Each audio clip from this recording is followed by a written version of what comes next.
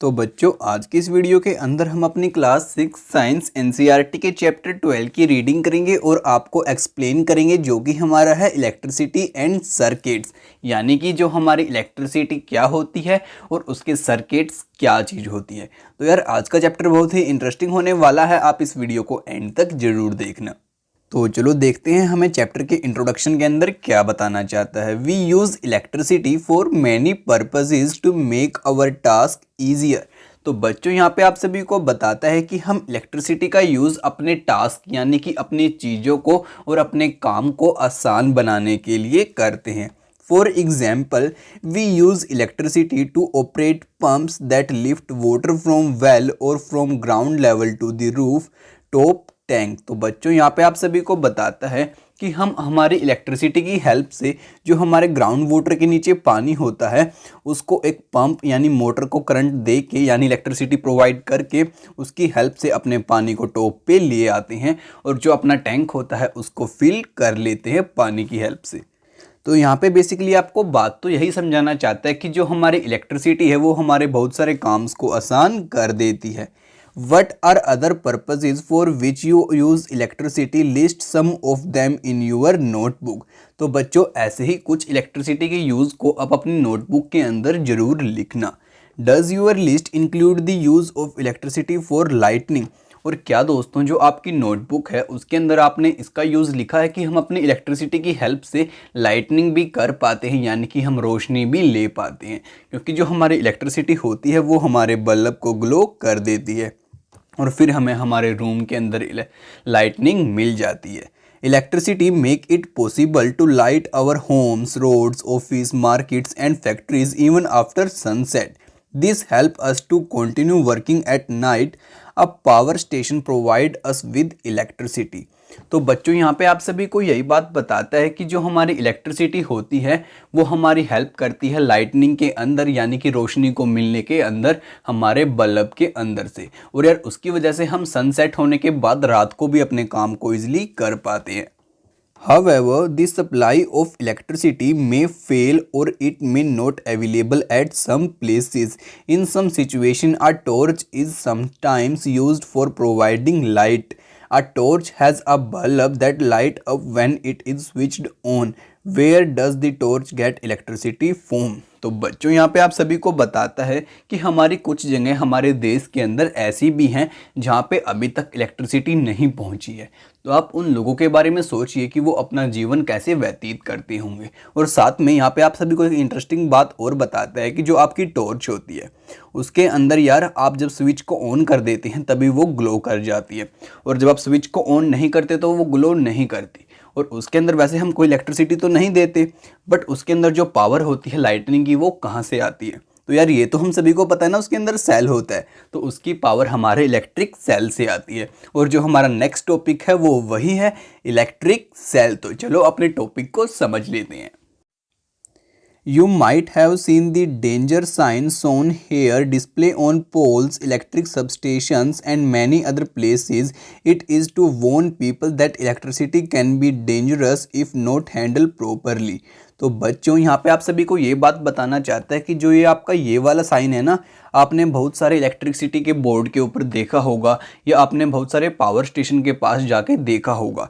तो यार ये जो आपका साइन होता है ना ये आपको वॉर्न करता है, यानी कि आपको चेतावनी देता है कि अगर आप इलेक्ट्रिसिटी को सही से यूज़ नहीं करेंगे तो वो आपके लिए खतरनाक साबित भी हो सकती है। क्योंकि यार मानो अगर कोई आपके नंगे तार हैं आप उनको टच कर देते हैं तो आपको करंट तो लगेगा ना यार, और वो आपके लिए बहुत ज़्यादा डेंजरस हो सकता है। तो ये साइन आपको यही बात समझाता है, यहाँ पे बस आपको इस साइन का मतलब समझाने की कोशिश करता है। तो चलो अब आगे समझते हैं। Carelessness in handling electricity and electric device can cause severe injuries and sometimes even death।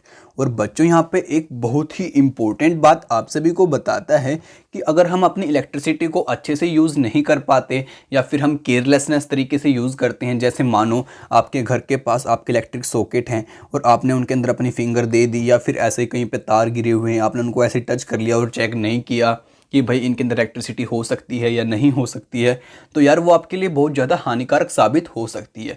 उसको आपसे बहुत ज़्यादा क्षति पहुंच सकती है और आपकी डेथ भी हो सकती है, यानी कि आपकी मौत भी हो सकती है। तो यार आपको इलेक्ट्रिसिटी के साथ बहुत ध्यान से काम करने की ज़रूरत होती है। तो चलो अब आगे समझते हैं। Hence, you should never attempt to experiment with electric wires and socket।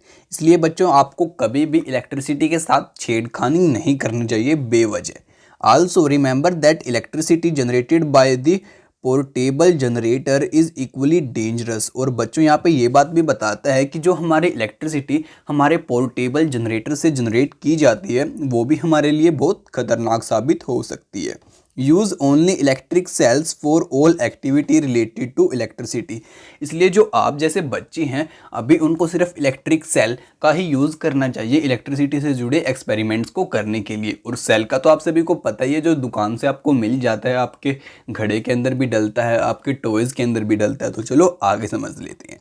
Electricity to the bulb in a torch is provided by electric cell. Electric cell are also used in alarm clocks, wristwatches, transistor, radios, cameras, and many other devices. Have you ever carefully looked at an electric cell? तो बच्चों यहाँ पे आप सभी को यही बात बताता है कि जो आपका इलेक्ट्रिक सेल होता है वो आपकी घड़ी के अंदर भी यूज़ होता है, आपकी उस वॉच के अंदर भी यूज़ होता है जो आप अपने हाथ के ऊपर बांधते हैं। ऐसे ही आपके दोस्तों कैमरा के अंदर भी यूज़ होता है। ऐसे ही और भी बहुत सारी जगह आपका इलेक्ट्रिक सेल यूज़ किया जाता है। और क्या कभी आपने किसी इलेक्ट्रिक सेल को ध्यान से देखा है या फिर उसको तोड़ के देखा है? तो चलो अब आगे समझते हैं। You might have noticed that it has a small metal cap on one side and metal disc on the other side. Figure 12.1. Did you notice a positive sign and a negative sign marked on the electric cell? The metal cap is the positive terminal and the electric cell. The metal disc is the negative terminal. All electric cell have two terminals, a positive terminal and a negative terminal. तो बच्चों यहाँ पे बताते हैं कि आप इस cell को ध्यान से देखिए और आपने अपने घर पे भी सेल्स को देखा होगा। तो यार उनका जो एक एंड होता है हमारा वो तो थोड़ा ऐसा दिखाई देता है और एक बिल्कुल डिस्क की तरह हमारा सीधा होता है। तो जो आपका ऊपर वाला एंड होता है जिसके अंदर आपका छोटा सा ये होता है वो तो होता है आपका पॉजिटिव एंड और ये वाला होता है आपका नेगेटिव एंड। और यार आपको यही बात इसके अंदर समझाता है कि जो आपका ऐसा कैप वाला एंड होता है वो तो होता है पॉजिटिव और जो नीचे फ्लैट डिस्क वाला एंड होता है आपका वो होता है नेगेटिव। तो आप इस बात को समझ गए होंगे। तो चलो अब आगे देखते हैं। An electric cell produces electricity from the chemical stored inside it. When the chemical in electric cell are used up, the electric cell stops producing electricity. The chemical cell then has to replaced with new one. तो बच्चों यहाँ पे बताता है कि आपका जो electric cell होता है वो आपका कैसे वर्क करता है। तो यार इसके अंदर आपको ये बात बताता है कि जो आपका इलेक्ट्रिक सेल होता है ना वो तब तक ही आपकी इलेक्ट्रिसिटी को प्रोड्यूस कर पाता है जब तक उसके अंदर जो यहाँ पे केमिकल होते हैं ना उनके अंदर पावर जो उन्होंने स्टोर कर रखी होती है वो जब तक उनके अंदर रहती है। और जब कुछ टाइम के बाद वो पावर यूज्ड अप हो जाती है तब आपका इलेक्ट्रिक सेल इलेक्ट्रिसिटी प्रोड्यूस करना ख़त्म कर देता है यानी बंद कर देता है।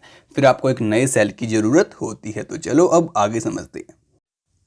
A torch bulb has an outer case of glass that is fixed on a metallic base. What is inside the glass case of the bulb? तो बच्चों यहाँ पे आपसे भी से क्वेश्चन पूछता है और बताता है कि आप इस फिगर को देखो और जो आपका ये बल्ब होता है ना ये आपका एक मेटालिक इससे कवर होता है जो आपका ये ऊपर वाला ग्लास होता है। तो जो ये आपका ग्लास होता है इसके अंदर ये वाली चीज़ क्या होती है? तो यार ये हमारी चीज़ होती है फिलामेंट। और दोस्तों जो हमारी ये एक एंड ये वाला हो गया और ये वाला हो गया इन्हें हम बोलते हैं टर्मिनल्स। जैसे कि हमने पीछे अपने सेल के टर्मिनल्स को भी डिस्कस किया था, हमारा पॉजिटिव टर्मिनल और नेगेटिव टर्मिनल। तो चलो अब आगे स्टडी करके देखते हैं हमें एक्टिविटी 1 के अंदर क्या बताना चाहते हैं। Take a torch and look inside its bulb. You also take out the bulb with the help of your teacher. What do you notice? Do you find a thin wire fixed in the middle of the glass bulb? Figure 12.2. Now switch the torch on and observe which part of the bulb is glowing. तो बच्चों यहाँ पे आपको ये बात बताता है कि अब अपने टीचर की हेल्प से क्या करना, जो आपका ये बल्ब होता है ना इसके अंदर से इसको बाहर निकाल लेना और बाद में जो उसका बीच वाला पार्ट होता है ना आप इसको ध्यान से देखना तो आपको ये कुछ ऐसा दिखाई देगा। तो यार जो आपका ये ऐसे वाला पार्ट होता है इसको हम फिलामेंट बोलते हैं। ये बात तो आप समझ गए।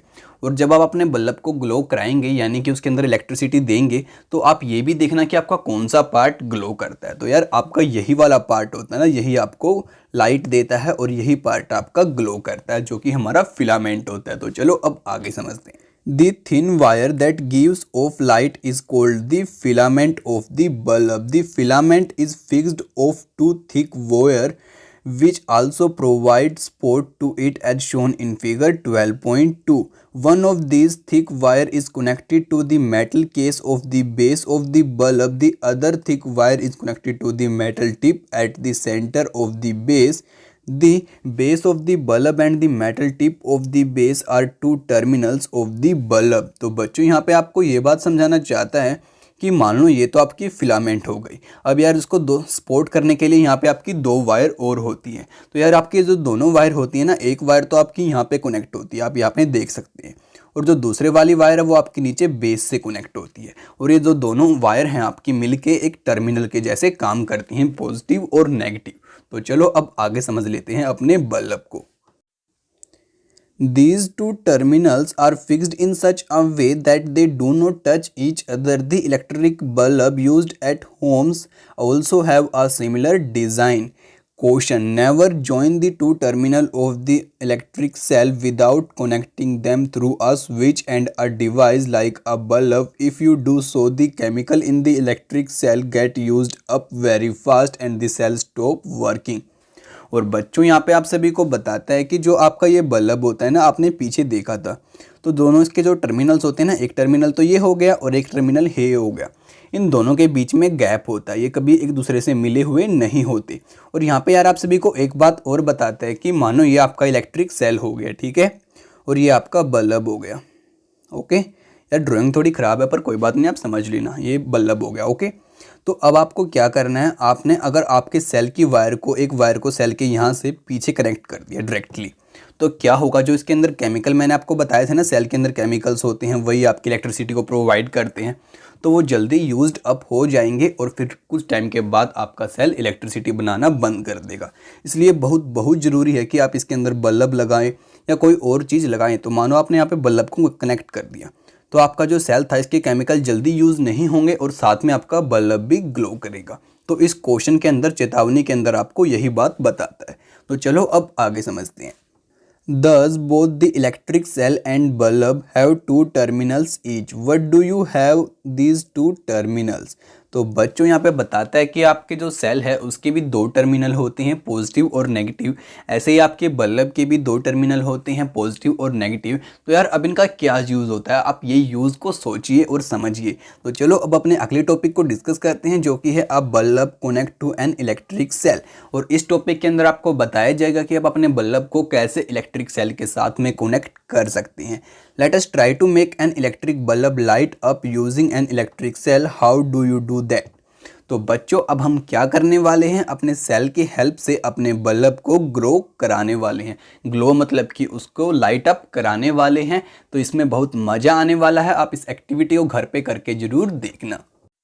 तो इसके लिए आपके पास बुक में एक्टिविटी 2 गिवन है। Take 4 length of electric wire which different coloured plastic covering, remove a little of plastic covering from each length of wire at the end, this would expose the metal wire at end of each length, fix the exposed part of 2 wires to the cell and the other 2 of the bulb as shown in figure 12.3 and 12.4। तो बच्चों इस पूरे paragraph के अंदर आपको यही बात समझ जाना चाहता है कि आप एक काम करना, कोई भी 2 वायर लेके आना। मानो एक तो आप रेड कलर के लिए आए और एक ब्लैक कलर के लिए आए। फिर उस वायर को, जैसे आपकी ये वायर आएगी, इसके यहाँ से थोड़ा छील लेना और यहाँ से भी थोड़ा छील लेना। फिर आपका ऐसा ऐसा वायर निकल आएगा, मतलब कि जो मेटल का होता है। उसको निकलने के बाद इस साइड से भी निकाल लेना, आप दूसरे वाली साइड से भी निकाल लेना। फिर क्या करना, जो पीछे वाली साइड है उसको बल्ब के एक एंड से कनेक्ट कर देना और दूसरे वाली को बल्ब के दूसरे एंड से कनेक्ट कर देना। और फिर जैसा इस फिगर के अंदर आपको दिखाया गया है, जो आपकी ये ऊपर वाली वायर थी इसको तो यहाँ पे कनेक्ट कर देना और जो नीचे वाली थी उसको यहाँ पे कनेक्ट कर देना। ठीक है। You can stick the wire to the bulb with a tape used by electrician. Use rubber band or tape to fix wire to the cell. तो बच्चों यहाँ पे बताता है कि बाद में आप इनके कनेक्शंस को जोड़ने के लिए एक टेप का भी यूज़ कर सकते हैं। और आपको एक बात का ध्यान और रखना है, अपने सेल के ऊपर इन वायर को फिक्स करने के लिए आप रबर बैंड का यूज़ कर सकते हैं, जैसे यहाँ पे कर रखा है। तो चलो यार अब आगे देखते हैं आगे हमें क्या बात बताता है। Now connect the wire fix to the bulb with those attached to the cell in a 6 different way have been shown in figure 12.5. For each arrangement, find out whether the bulb glow or not. Write yes or no for each arrangement in your notebook. तो बच्चों इस पूरे paragraph के अंदर आपको एक बहुत अच्छी और इंटरेस्टिंग बात बताने वाला है, तो चलो आपको उसको समझा देते हैं। ओके, तो आपके पास यहाँ पे कॉर्नर के अंदर ये फिगर दे रखी थी। इसके अंदर आपने देखा था कि एक ग्रीन वायर को आपने बल्ब से यहाँ पे कनेक्ट कर दिया है और साथ में एक ब्लैक वायर को यहाँ पे कनेक्ट कर दिया है, और जो आपकी ब्लू वाली वायर थी आपने उसको अपने सेल के नीचे कनेक्ट किया है, और जो रेड वाली वायर थी आपने उसको सेल के ऊपर कनेक्ट किया है। तो अब आप क्या करना है, ग्रीन वाली वायर के साथ में रेड वाली वायर को कनेक्ट कर देना और नीचे ब्लू वाली के साथ ब्लैक को, तो आपका बल्ब जो है वो ग्लो हो जाएगा।